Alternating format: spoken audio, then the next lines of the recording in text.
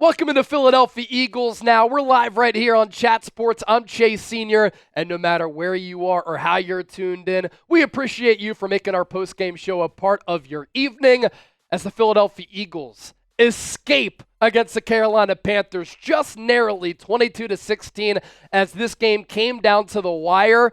Trap game averted. I told you all week, this was going to be a difficult game. Philadelphia was 13-point favorites. I always try to stay away from those lines. And don't just look at how a team has fared all year. Carolina, 3 wins, now 3-10. From start to finish, yeah, they're a bad team that's going to get a really good selection in the upcoming 2025 NFL Draft. But this is a ball club that has improved, especially over the last month. And now Carolina, not a lot of talent, but with Bryce Young improving, with Chuba Hubbard playing well, a secondary that stepped up, and a well-coached football team, in consecutive weeks, they have performed very well. They took the Eagles down to the wire on the road, and it came down to a 4th down stop for Darius Slay, who was clutch at the end of this game, living up to his name, Big Play Slay. They took the Tampa Bay Buccaneers, a borderline playoff team, to overtime last week. Bryce Young led a clutch drive, and they lost to Kansas City by a field goal a few weeks ago. So over the last month, Carolina has won some ball games, and they've played well against some really good teams. The job for Philadelphia was to win this ball game, and they completed that task. And the Birds have now won 9 games in a row. It ties them for a franchise record 9 straight wins. The last time they did that, it was a pretty good year for Philadelphia. It was back in 2017 when they won Super Bowl 52 against the New England Patriots.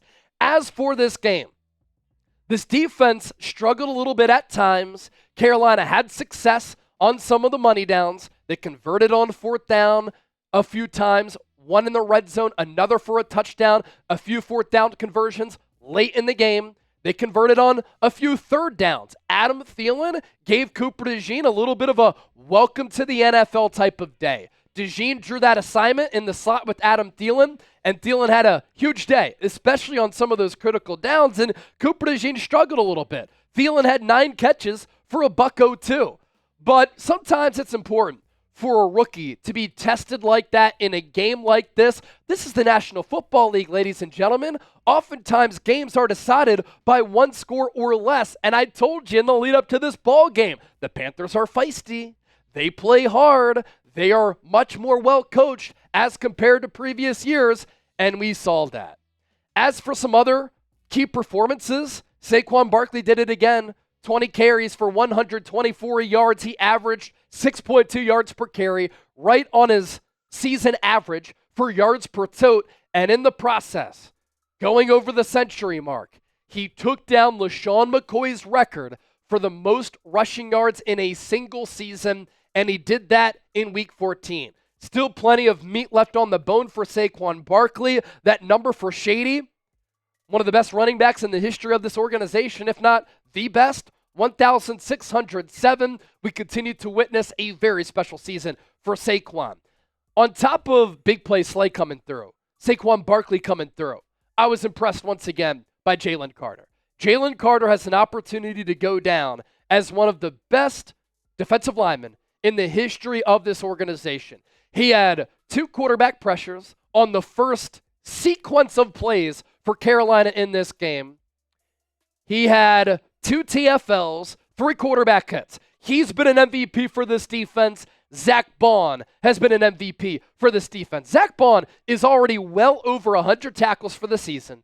He added 11 more today, 3 TFLs and a sack. Nakobe Dean had 12 total tackles, 9 solo, and a big tackle of Bryce Young late in the ball game.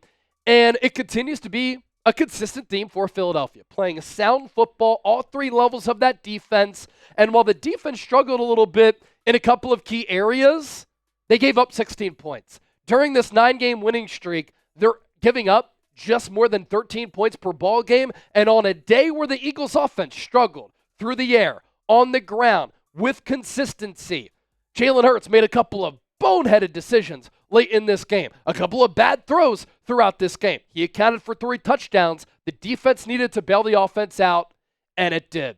Our sponsor for our post-game show, our friends at Game Time. This is the only app that I use when it comes down to buying tickets to sporting events, concerts, comedy shows, theater events, and a whole lot more. I'm a very busy guy covering the NFL, working 6-7 days per week. The grind don't stop. Grind and hustle. That's the motto. But if I want to go to a game, I pull up the Game Time app, and I'm able to save money and put together great memories because Game Time gives you the best seats at the lowest price guaranteed. You can see the view from your seat before you buy, so you know exactly what to expect when you arrive. You can easily resell tickets right from your phone as well. So download the Game Time app, create an account, use the code CHATSPORTS, CHATSPORTS, for $20 off. Terms apply. First purchase only. We'll put that link down below in the comment section and in the description of today's Philadelphia Eagles. Now, we move forward with our post-game show. How about this?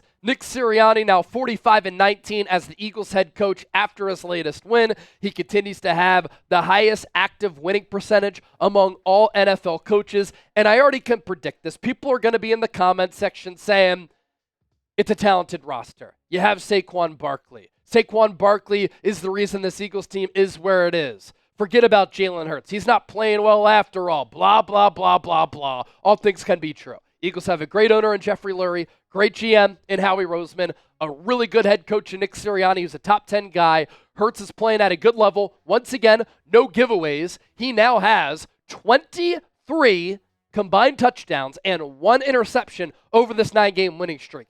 That matters. So too does managing the game. Did I like when Hurts took that bad sack late in the game to make this a ball game, to give the Panthers the ball back? No.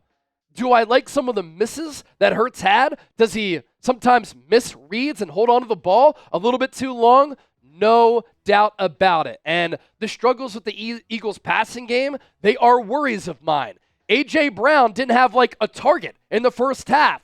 What are we doing there? The offensive line pass protection, it can wane and be up and down. But every game, every week in the National Football League is not going to be easy. When you win 9 games in a row, you are not a fraudulent football team. In fact, the Eagles outside of the Detroit Lions are the second hottest team in football. Detroit's won 11 games in a row. Philadelphia's won 9 games in a row. Did they play their best today? No, they did not.